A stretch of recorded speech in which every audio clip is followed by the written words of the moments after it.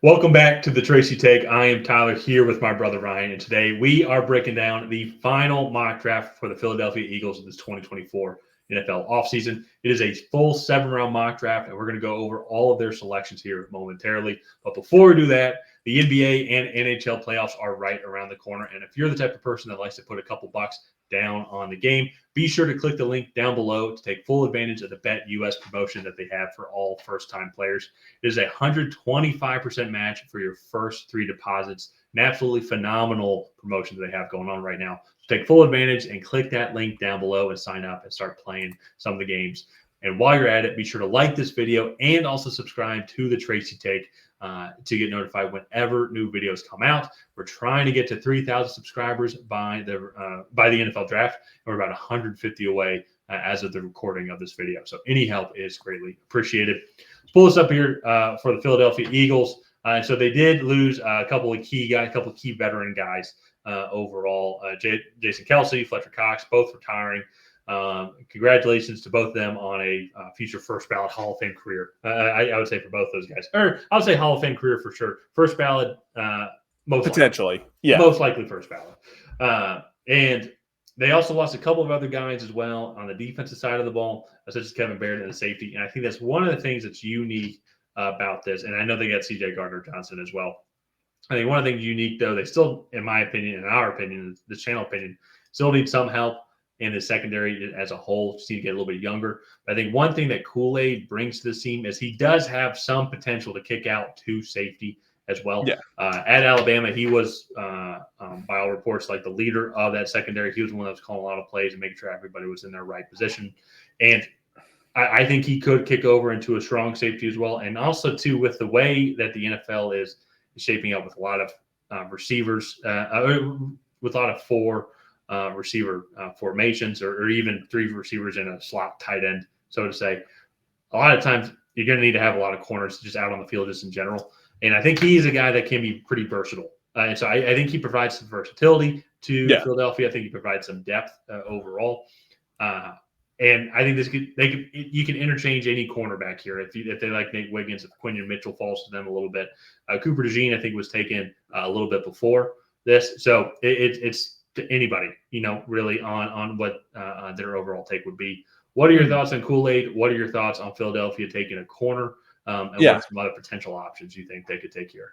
Yeah, I mean, I think you look at what they do, what Philadelphia likes to do on the defense side of the ball. I think they like to be aggressive up front, play zone on the back end, and I think that's Kool-Aid McKinstry's strength, right? He's widely known to be one of the best zone safeties or one of the best zone corners in college football, and that's why he projects so well to becoming a safety, is just because of his prowess in zone coverage. He can line up and play man. He's not totally inept in that aspect of the game. I think he plays his leverages and it does really well in zone. And I think that's a good fit for Philadelphia. Also, you look, James Bradberry hasn't been the best for them. And then Darius Slay is also in his mid-30s as well. So going and addressing this spot, I think, is going to be crucial for them. They have replacement guys in other spots. For example, Cam Jurgens is ready to take over the center spot. They have not Jalen Carter, the other Jordan Davis ready to take over for Fletcher Cox. So I think they have other guys that are ready to take over, just not at this spot specifically. Yeah. Philadelphia is, I think, extremely interesting on which route they can go, because I could see them going receiver here also, just because Devontae Parker right now is their 3rd receiver. So if they want to improve in that area, A.D. Mitchell was still on the board.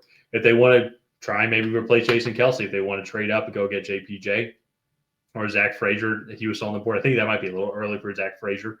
Yeah. And so, or Hassan Reddick was also just traded as well.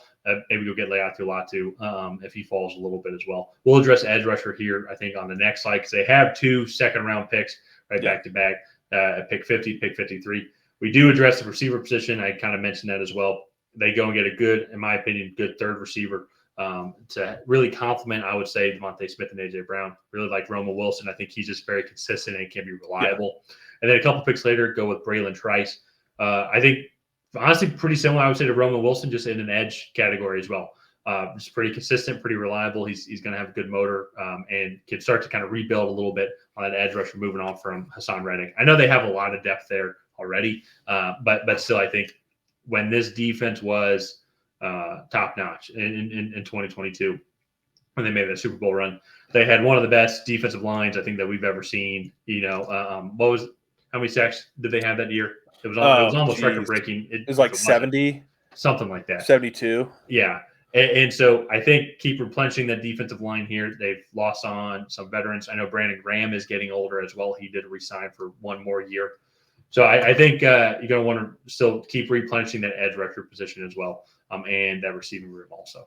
Yeah. And Braylon Tracy is a little bit of a tweener. They got Bryce Huff to kind of be that outside linebacker style guy. And so it's going to be interesting to kind of see how they utilize all these guys in this rotation. But Braylon Trice is a really talented edge rusher there as well. And I like Roman Wilson. He's kind of the in-between of Devontae Smith and A.J. Brown. Like, he can kind of play in there.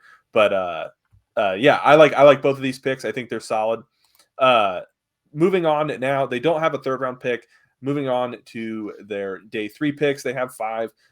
Zion Tupuola Fetu, the other edge rusher from Washington, Malik Mustafa, another safety, and then Brandon Coleman, an interior offensive lineman. All those guys, they're going to need some development, but they all have some desirable traits that I think would fit well in Philadelphia. Yeah. And then run out with Tyrone Hopper, and then also Cody Schrader as well. Some of the same as well of some of the other guys, good developmental pieces, but also too with the new kickoff rules as well. I think linebackers are going to slowly start working their way up just a little bit because they had that combination of both tackling and speed as well, but also too, you kind of teach these guys they're going to be good blockers because even if you're blocking, you're going to want to have some fast guys on the field to help run with the returner, just so he can have some other blocking guys once when he breaks off for a good run. So, and then Cody Schrader as well.